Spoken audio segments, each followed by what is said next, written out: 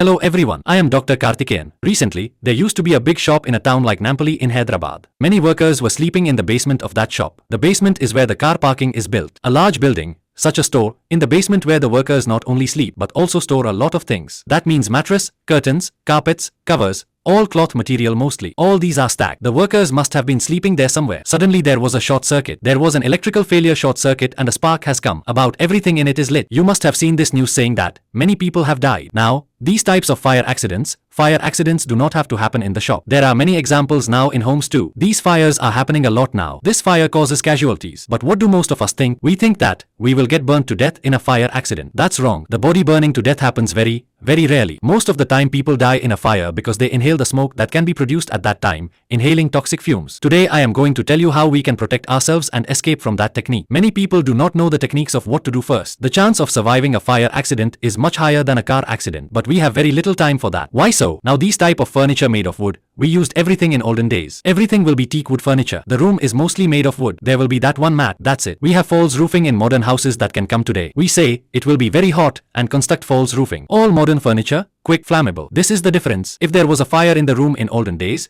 the fire would start burning little by little. Even a short circuit will take at least 15 to 20 minutes and the fire will spread completely in half an hour. But do you know what the fire propagation time is in today's modern apartment system? Just 5 minutes. In 5 minutes the entire building will be on fire from top to bottom. This is the reason the time available to us in the modern home is very limited. Only 5 minutes. So what should we do in this short time? Why death occurs? By inhaling smoke. What smoke is produced? The first smoke is a smoke called carbon monoxide. It is like our oxygen, but 20 times more oxygen binds to our hemoglobin and prevents it from pulling oxygen. We inhale more carbon monoxide. It is what we inhale when we breathe in more. It is already toxic. This is a great reason. Second, the furniture available today is modern chairs. That rakes cloth, sofa material, false roofing, plastic. The most important toxic fume that can be produced when burned is hydrogen cyanide. When we inhale this hydrogen cyanide toxic fumes, it enters our cells and stops cellular energy production. That means it stops power generation. Thus, oxygen is stopped by carbon monoxide. For energy production within the cell, oxygen should be used, but hydrogen cyanide stops it. When these two gases combine, it becomes a deadly combination. As a result, oxygen is greatly reduced. It decreases rapidly. So understand that there are many people who immediately faint, can't breathe,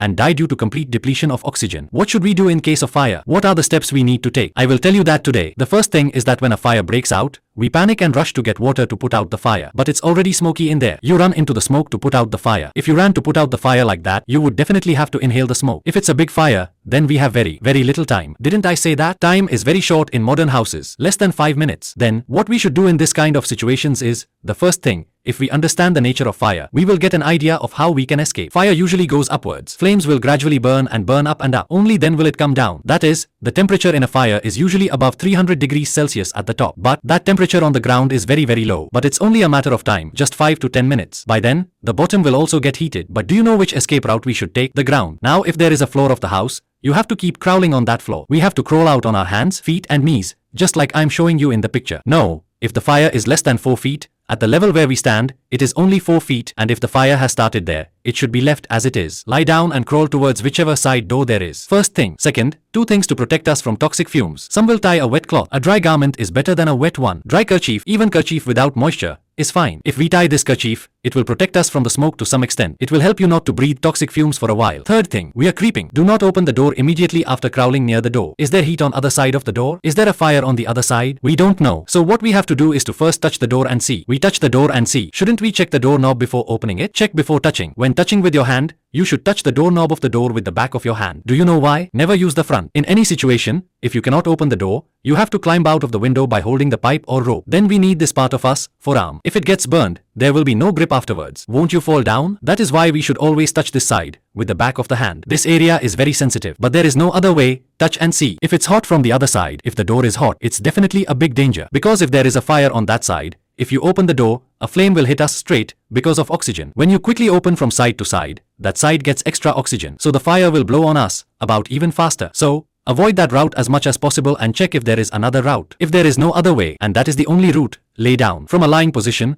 open the door as much as possible and keep crawling. Open a little and wait, then go out. Don't go immediately. The more fire we get outside, the more fire there is on that side. These are all those techniques. The most important thing is, 2 people, one is children, and the other is elders. They will suffer to a great extent because elders are more likely to suffer early because they don't have time. Arms, legs, it doesn't work that fast. At such a time they will breathe quickly. It is more likely to inhale that smoke quickly. Children, they usually run and hide. As soon as they see the fire, they go somewhere and get scared. Many children will go into the cupboard or hide elsewhere. Most of the time, they are afraid that they might be the cause of the fire and stay away. A lot of times when something catches fire while playing, or we lit it, fearing that, they run away. Similarly, if a fire is burning in a room and has begun to burn horribly full, and you are then trapped in a small room with no escape and no way out, what can you do to protect yourself? To prevent the fire from entering your room, place a wet cloth or towel under the door. Seal all the gaps. There should be no smoke coming in from those gaps. A lot of smoke can make us suffocate. Plus the fire will come in after that. So take a wet cloth and place it under the door and seal it. If you have sealed all the places from the side smoke or fire is coming, you will be definitely safe for 2 to 3 hours. Beyond that, the fire will take time to get there. By then you can protect yourself. This is another technique. Don't forget it. A drill is a must for everyone, as far as families are concerned. Having a fire-sensitive alarm in every room, that is, I mentioned carbon monoxide, right? We can't detect that carbon monoxide smoke. We might not even know there was smoke. So setting that alarm is essential. Drill, very important for apartment dwellers. Anyone who lives in an apartment and is watching this video, you should do something called a fire drill at least once a year. By doing a fire drill, you won't be responsible when a fire breaks out, but it can happen somewhere. Else, it can happen at your home. When that happens, you need to know what steps to take next. Now you have heard all the things I said, but when an emergency comes, our hands and feet do not move. It just freezes. Oh, what to do? Having said that, we don't know what the next step is. You must have seen my video, but we don't know what to do next, right? That's what a drill is for. This drill is conducted every year in all companies, all over the world. Fire safety drill. What we should do step by step in case of fire. Where is the emergency exit? How to go? Where everyone should be. There are many things like this. By following this type of safety drill correctly, we can know how to come out. We should take training. That is, we have to take this training when there is no fire. It is very important to have a fire extinguisher, that is, a fire extinguisher cylinder, in every house like this. Plus it's expiring, it has to be replaced. There is always a technique called the pass technique when there is a fire accident. First the safety pin will be pull, to be dragged along with it. Pull the safety pin out of it and then aim the nozzle. That is, if the fire catches and burns,